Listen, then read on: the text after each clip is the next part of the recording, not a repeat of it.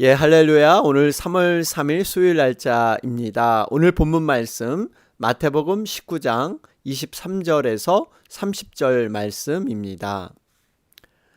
예수께서 제자들에게 이르시되 내가 진실로 너희에게 이르노니 부자는 천국에 들어가기가 어려우니라. 다시 너희에게 말하노니 낙타가 바늘귀로 들어가는 것이 부자가 하나님의 나라에 들어가는 것보다 쉬우니라 하시니, 제자들이 듣고 몹시 놀라 이르되 그렇다면 누가 구원을 얻을 수 있으리까? 예수께서 그들을 보시며 이르시되 사람으로는 할 수 없으나 하나님으로서는 다 하실 수 있느니라. 이에 베드로가 대답하여 이르되 보소서, 우리가 모든 것을 버리고 주를 따라 싸운데 그런즉 우리가 무엇을 얻으리이까? 예수께서 이르시되 내가 진실로 너희에게 이르노니 세상이 새롭게 되어 인자가 자기 영광의 보좌에 앉을 때 나를 따르는 너희도 12 보좌에 앉아 이스라엘 12 지파를 심판하리라. 또 내 이름을 위하여 집이나 형제나 자매나 부모나 자식이나 전토를 벌인 자마다 여러 배를 받고 또 영생을 상속하리라. 그러나 먼저 된 자로서 나중되고 나중된 자로서 먼저 될 자가 많으니라. 아멘. 우리 마태복음 19장 살펴보는 가운데 있습니다. 어제의 말씀이었죠. 예수님께서는 정말 어린아이들에 대한 관심, 또 어린아이들이 예수님께 오는 것을 용납하고 금하지 말라, 이렇게 말씀하셨습니다. 우리가 천국은 어린아이 같은 정말 순수한 마음뿐만 아니라 절대적인 부모에 대한 믿음, 신뢰, 이런 모습을 갖추어야만 천국에 들어갈 수 있다, 이러한 교훈을 받았죠. 그러면서 또 한 가지 생각해야 할 것은, 우리가 유아 세례에 대해서도 말씀에 이 어린아이에 대한 이 부분을 예수님은 분명히 이렇게 구원으로 선포하고 계시다는 사실입니다. 여러분, 고넬료 집안이 전체가 구원을 받게 되죠. 그러니까 어린아이도 분명히 구원을 예수님도 베풀었다, 이런 측면에서 우리는 유아 세례에 대해서 말씀을 통해서 저희들은 인정하면서 또 아이들에 대한 세례를 베풀고 있습니다. 그러면서 한 가지, 부자 청년에 대한 비유. 여러분, 이 부자 청년은 부자일 뿐만 아니라 청년이었고, 또한 사내들인 공의원, 여러분 국회의원보다 막강한 권력을 가졌던 사람, 세상에서 성공의 모델이라고 할 수 있는데요. 영생을 얻는 것을 자신의 행위와 공로로서 생각을 했던 것이죠. 그러나 예수님께서는 분명하게 말씀하시되 너가 정말 이러한 율법을 제대로 지켰느냐? 이 청년은 스스로 자신이 행위를 잘했다고 생각하지만 그 행위에는 허점투성이었죠. 진실로 내 이웃을 몸과 같이 사랑했느냐? 그렇지 못했습니다. 그러면서 20절에 청년이 대답하기를 모든 것을 내가 지키었사온데 아직도 무엇이 부족하나이까? 여러분, 이것이 인간의 죄된 모습이죠. 스스로 자신이 이러한 율법을 잘 지킨 것처럼 이렇게 생각했는데 여전히 하나님 편에서는 부족한 것이 많이 있었습니다. 특별히 내가라는 신앙의 중심, 부활하기 전에 예수님을 만났던 사람들은 아직까지 자기 중심의 신앙을 가지고 내가라는 것, 그러나 부활 후에 제자들의 모습은 주님이, 하나님께서, 우리가 정말 이 내가라는 것을 포기하고 오로지 주님께서 이끄시는 대로 우리가 살아가는 것, 여러분, 이것이 진정한 좀 하나님의 뜻이다 하는 것을 볼 수가 있습니다. 어쨌든 간에 이 부자 청년은 재물이 많음으로 근심하여 돌아갔다. 여러분, 결국 하나님 외에 우리가 마음을 정말 이렇게 뺏기게 되면, 이러한 세상의 어떠한 것에 사로잡히게 되면 하나님을 진정으로 만나는데 어려움이 있다, 이것을 알게 되죠. 그러면서 오늘 이어지는 말씀이 바로 이 재물이 많은 자, 부자들의 모습이 어떠한가 하는 것, 그것을 볼 수가 있습니다. 23절 말씀을 보면 예수님께서 제자들에게 선포를 합니다. 진실로 너에게 이르노니 부자는 천국에 들어가기가 어려우니라. 천국은 믿음으로 가는 나라입니다. 세상의 성공으로 갈 수 있는 나라가 아니죠. 이 부자 자체가 천국에 못 들어간다는 것은 아닙니다. 왜냐하면 예수님께서 십자가에 달려 돌아가셨은 다음에 진정한 제자들은 어떤 자였냐면요. 아리마대 요셉, 또 니고데모, 이 두 사람은 굉장한 부자였고요. 그 당시 굉장한 권세를 갖고 있던 사람들이었죠. 제자들은 다 뿔뿔이 흩어져 도망갔지만 이들은 자신의 위치, 그것이 박탈당할 수 있는 상황에 있는 위험성이 있어도 예수님께 진정한 사랑으로 그 시체를 이렇게 장례하길 원했던 사람들, 어떻게 보면 숨은 제자들이었습니다. 진정한 제자들이었습니다. 여러분, 어려움이 있을 때, 고난이 있을 때 진정한 제자의 모습, 진정한 믿음의 모습은 드러나게 돼 있다 하는 것도 우리가 생각하게 되죠. 어쨌든 간에 부자는 천국에 들어가기가 어렵다라는 말씀. 그러면서 이제 24절 말씀을 보면 예수님께서 비유를 말씀하시는데 낙타가 바늘귀로 들어가는 것이 부자가 하느님의 나라에 들어가는 것보다 쉬우니라. 여러분, 이 부자들이 천국에 들어가기 어려운 이유 중에 하나는 무엇일까요?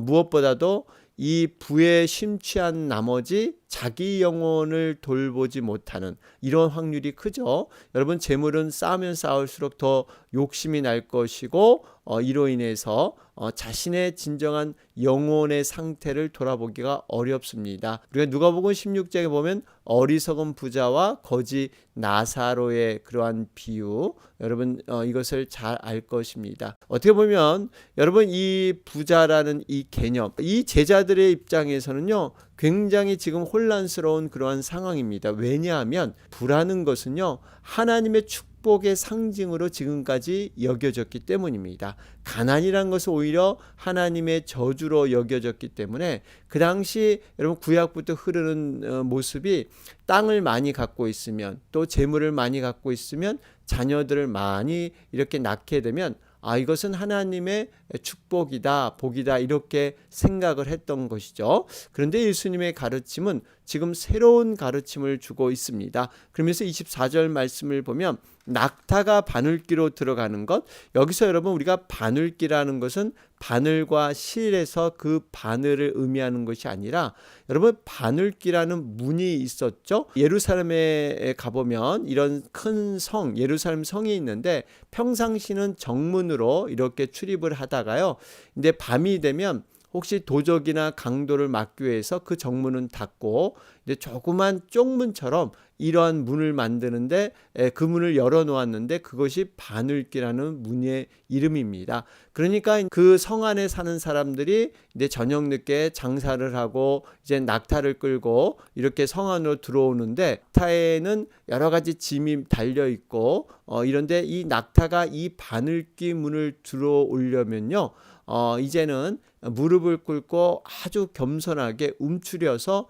들어와야만 통과할 수 있는 것이 이 바늘귀 문이 되는 거죠. 여러분, 이 의미는 부자라도 여러분 천국에 갈 수는 있는데요, 정말 자기의 모든 부유한 짐들을 내려놓고 정말 겸손하게 고개를 숙이고 무릎 꿇고 이렇게 천국에 들어와야 된다. 이 의미는 세상의 모든 욕심과 자신의 어떠한 재물에 대한 집착, 이런 것을 내려놓지 않고는 여러분 이렇게 예루살렘 성, 바로 천국에 들어올 수 없다 하는 것을 상징하고 있습니다. 야고보서 5장 1절에도 들으라 부한 자들아 너희에게 임할 고통을 인하여 울고 통곡하라 그러죠. 여러분, 분명히 이렇게 부유한 자들, 특별히 마음이 부유한 자도 마찬가지입니다. 그들은 하늘나라에 들어가기가 그토록 어렵다 없다, 못 들어간다, 이렇게 말씀하고 있습니다. 자, 그러면서 25절에 이제 제자들의 반응이 나타납니다. 듣고 몹시 놀라 이르되 그렇다면 누가 구원을 얻을 수 있으리까? 제가 말씀드렸듯이 그들의 구약에서 내려왔던 이 부와 땅을 많이 갖고 자녀들을 많이 낳는 것, 이것을 하나의 기복신앙, 하나님이 주신 복이다, 이 땅에서 누리는 복이다, 이것이 기준이었는데 예수님께서 지금 새로운 가르침을 주고 있을 때 제자들은 이해가 되지 않는 것이죠. 여러분, 분명히 복이라는 개념은요, 구원받은 사람이라고 해서 다 부유하게 되느냐? 그렇지 않습니다. 가난한 사람도 얼마든지 있습니다. 그럼에도 불구하고 이 땅에서 초막이나 궁궐이나 내주 예수 모신 곳이 그 어디나 하늘나라, 어떠한 형편에 있든지 간에 하나님 나라의 충만함을 그들은 누리고 사는 거죠. 여러분, 바울을 봐도 그렇습니다. 바울은 참으로 부유한 사람이고 배움이 많은 사람이었는데 그가 진정으로 예수님을 만난 후에 변화된 모습이 뭡니까? 모든 것을 배설물로 여겼다. 바울은 그가 오히려 가난함을 택해서 정말 가난한 자로서 복음을 전하는데 전념했던 사람입니다. 무엇이든지 내게 유익하던 것을 내가 그리스도를 위하여 다 해로 여긴다. 내게 유익하던 것, 여기에는요 바울은 부도 포함되어 있었습니다. 이것을 보면 우리가 진정으로 영혼을 기쁘게 하고 또한 영혼을 만족해 하는 것은요 어떠한 환경, 조건이 아니라 우리 주님과 동행하는 그러한 삶이다 하는 것도 우리가 깨닫게 됩니다. 자, 그러면서 26절 말씀을 보시면 예수께서 그들을 보시며 이르시되 사람으로는 할 수 없으나 하나님으로서는 다 하실 수 있느니라. 여러분, 이 대답은 지금 제자들이 누가 구원을 얻을 수 있습니까? 라는 질문에 대답한 예수님의 말씀이죠. 제자들의 입장에서는 하나님께 복을 받은 바로 부를 얻었던 부자들이 천국에 못 가면 그럼 하나님께 복을 받은 자도 못 가는데 누가 그러면 과연 천국에 갈 수 있습니까? 라는 의문을 갖고 있었던 거죠.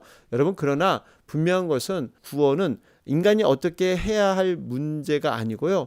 인간은 그저 죄로 말미암아 전적인 부패와 타락한, 그래서 여러분 불가항력적 은혜 아니고는 우리는 부패했기 때문에 하나님의 불가항력적 은혜로만 여러분 구원이 가능하다. 그래서 하나님으로서는 다 하실 수 있다. 인간으로서는요 여러분 구원을 이룰 수 없습니다. 그래서 우리가 정말 구원을 위해서 기도할 때요 분명하게 하나님께서 개입하여 주시고 성령님께서 인도해 주셔야만 구원의 놀라운 능력이 일어나게 될 줄로 믿습니다. 자, 그러면서 27절 말씀에 베드로가 약간은 좀 엉뚱한 대답을 하죠. 우리가 모든 것을 버리고 주님을 따랐는데 그런즉 우리가 무엇을 얻으리까? 여러분, 이것은 참 베드로가 자기의 어떤 이런 이기적인 생각들, give and take라 그럴까요? 나가 이렇게 희생을 했는데 그러면 나는 뭘 우리가 제자들이 얻을 수 있겠습니까?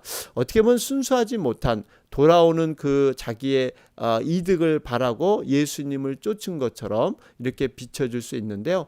물론 우리 예수님을 쫓을 때 우리가 하나님의 상급, 보상, 이것을 우리가 바라보지 않을 수가 없습니다. 그런데 그것이 현세에서 일어나야만 하느냐? 그렇진 않죠. 분명히 영적인 일이고 또한 내세에서도 놀라운 능력과 상급으로 일어나는 거죠. 그리고 또 이 땅에서 이렇게 우리가 하나님의 일꾼으로 살아갈 때 싹을 받는 것, 이러한 기본적인 이러한 혜택을 받는 것, 이것도 베드로 입장에선 당연하게 여길 수도 있습니다. 그러나 한 가지는 우리가 분명히 해야 될 것은 우리가 이 조건부로 우리가 예수님을 쫓을 때 내가 이만큼 헌신했는데 내가 이만큼 나에게 주어야 되지 않겠습니까? 하는 이러한 어떤 조건부로 당연히 받아야 되는 것처럼 여겨서는 안 된다는 거죠. 이미 우리는 다 충만히 받은 자고요. 놀라운 그러한 복을 누린 자입니다. 그것이 무엇일까요? 이미 영생, 구원을 얻은 자의 그런 복을 우리는 누린 줄로 믿습니다. 여러분 이것만큼 큰 복이 어디 있겠습니까?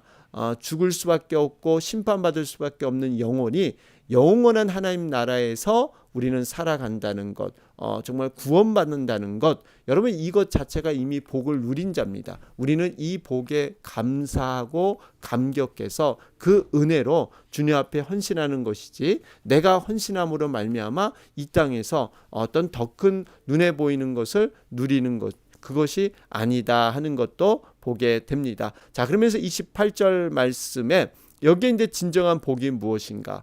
또 우리가 하나님을 정말 쫓는 그러한 삶의 보상이 무엇인가 하는 것이 명시되어 있습니다. 28절에 보면요, 내가 진실로 너에게 이르노니 세상이 새롭게 되어 인자가 자기 영광의 보좌에 앉을 때 나를 따르는 너희도 12 보좌에 앉아 이스라엘 12지파를 심판하리라.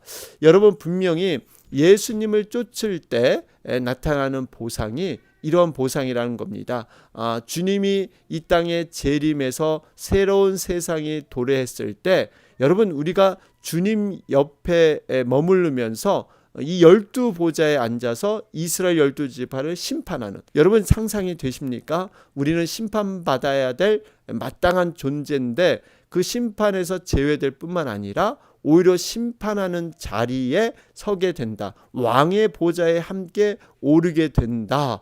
여러분 정말 이건 상상하지 못하는 그러한 상급과 보상이 된 줄로 믿습니다. 만약 여러분 우리가 둘 중에 하나의 보상만 선택하라면 이 땅에서 눈에 보이는 보상을 원할 것이냐, 아니면 정말 천국에서 영원한 나라에서 누릴 그러한 보상을 너는 원하느냐. 만약에 물론 이것은 가정이지만요, 둘 중에 하나만을 하나님께서 선택해라 하면은 여러분은 무엇을 선택하시겠습니까? 이 땅에 잠시 왔다 가는 보상, 눈에 보이는 보상은요 잠깐 스쳐가는 것이죠. 그러나 영원한 보상, 여러분 이것은 정말 말 그대로 영원히 정말 우리가 얻는 그러한 하나님의 상급, 여러분 후자를 선택하는 것이 더욱더 지혜로운 그러한 보상이 될 줄로 믿습니다. 나그네와 행인 같은 이러한 자들, 그런데 세상에 소망을 두지 않고 세상의 보물을 쌓지 않고 우리는 영원한 하나님 나라의 보물을 쌓는 것, 여러분 이 소망이 이 땅에서도요 능력 있게 살게 하고요, 정말 이 앞으로 올 그 미래를 준비하는 마음, 그렇기 때문에 늘 마음속에 기대와 소망이 충만해 있는 것입니다. 이미 여기서 다 누리고 여기서 다 모든 복을 다 얻게 되면요, 우리가 정말 이 내세에 대한 천국에 대한 소망이 그만큼 줄어든다는 것, 여러분 그렇기 때문에 우리는 눈에 보이지 않는 영원한 하나님의 그러한 상급 보상을 바라봐야 될 줄로 믿습니다. 자, 그러면서 29절 말씀에 또 내 이름을 위하여 집이나 형제나 자매나 부모나 자식이나 전토를 벌인 자마다 여러 배를 받고 또 영생을 상속하리라. 여기 보니까 벌인 자마다, 그러니까 예외 없이 정말 주님을 위해서 헌신한 자, 심지어는 작은 자에게 물 한 그릇 대접한 자도 분명히 나에게 한 것이다. 예수님은 기억하고 그것을 정말 귀히 여기신다 말씀하고 있지 않습니까? 이렇게 버린 자마다, 이것은 인종이나 어떤 남녀노소 빈부귀천 모든 것을 통틀어서 누구에게나 하나님은 분명한 이러한 혜택을 주실 것이다. 특별히 남들과 비교해서 나는 남들보다 적게 헌신했다, 이게 아니죠. 하나님은 우리 각자의 형편을 잘 아십니다. 형편에 따라서 마음을 다해서 최선을 다했을 때 하나님은 기뻐 받으실 줄로 믿습니다. 그렇기 때문에 어떻게 보면 이 땅에서 우리가 정말 이 자처한 고난, 헌신, 희생, 이러한 것들이 반드시 영생의 보상으로 연결된다는 겁니다. 그러니까 이 땅에서 우리가 주님을 위해서, 교회를 위해서, 영혼을 위해서 애쓰고 희생하는 것은요 마치 씨를 뿌리는 것과 같습니다. 여러분 씨를 뿌리지 않고 우리가 열매를 바라고 수확을 바란다? 모순입니다.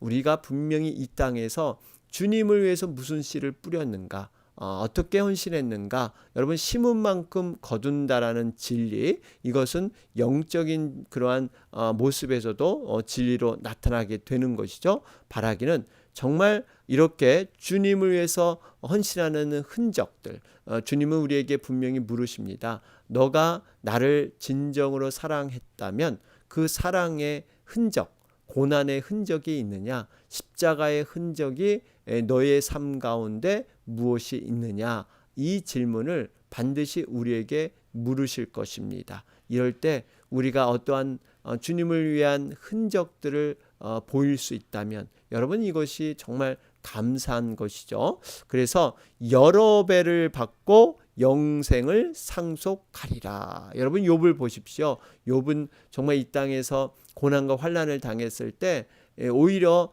나중에는 2배의 축복을 받게 되죠. 자식이 죽었는데 2배의 자식들을 하나님은 다시 이렇게 맺어주고 계십니다. 여러분 분명히 우리가 이 땅에서 살아가는 그러한 목표, 삶의 근거가 우리가 하나님 안에 있어야 될 줄로 믿습니다. 그러면서 결론적인 30절의 말씀입니다. 그러나 먼저 된 자로서 나중되고 나중된 자로서 먼저 될 자가 많으니라. 참 경고의 말씀입니다.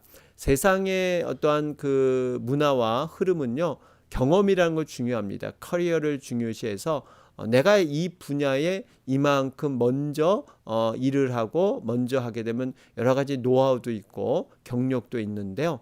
그래서 계속 그 경험을 쌓게 되면 더 높은 자리로 올라가게 되죠. 그런데요, 영적인 그러한 세계에서는, 믿음의 세계에서는 그런 것이 다 무시될 수가 있습니다. 오히려 나중된 자가 먼저 될 수도 있다는 거예요. 이 의미는 우리가 영적인 자만, 교만, 이것을 철저히 경계해야 된다는 것입니다.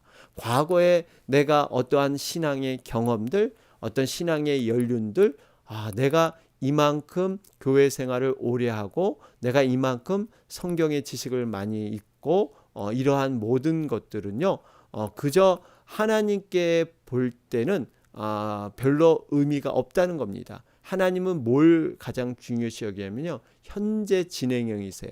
내가 지금 하나님과 얼마나 충만한 관계에 있느냐, 믿음의 관계에 있느냐, 성령님과 동행하고 날마다 주님과 말씀으로 함께하는 현재의 삶이 얼마나 성령 충만하고 말씀 충만하냐. 과거에 내가 이랬다 저랬다, 이런 것은 하나님은 별로 중요시 여기지 않는다는 겁니다. 그래서 나중된 자가 먼저 될 수 있다.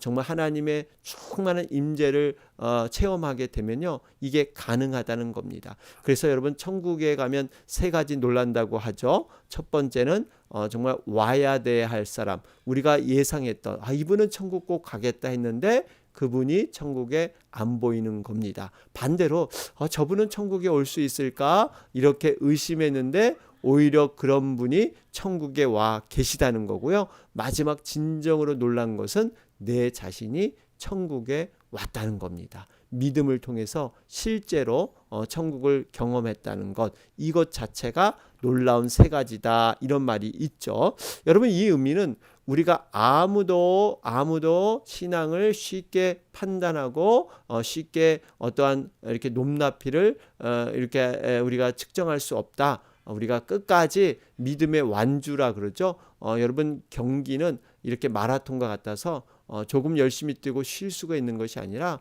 계속 뛰어야만 결승권까지 우리는 들어가게 된다 하는 것을 깨닫게 됩니다. 그런즉 선줄로 생각하는 자는 넘어질까 조심하라. 내가 이미 얻었다 함도 아니요 온전히 이루었다 함도 아니라 오직 내가 그리스도 예수께 잡힌 바 된 그것을 잡으려고 쫓아가노라. 여러분 끝까지 정말 경주하는 마음으로 우리가 영적인 정말 무장을 이렇게 해체하지 말고 근신해서 깨어서 여러분 우리의 구원을 온전히 이루어야 될 줄로 믿습니다. 자, 오늘 말씀 땅의 것을 버리고 하늘 상급을 얻으라. 여러분 오늘 수요일 날짜입니다.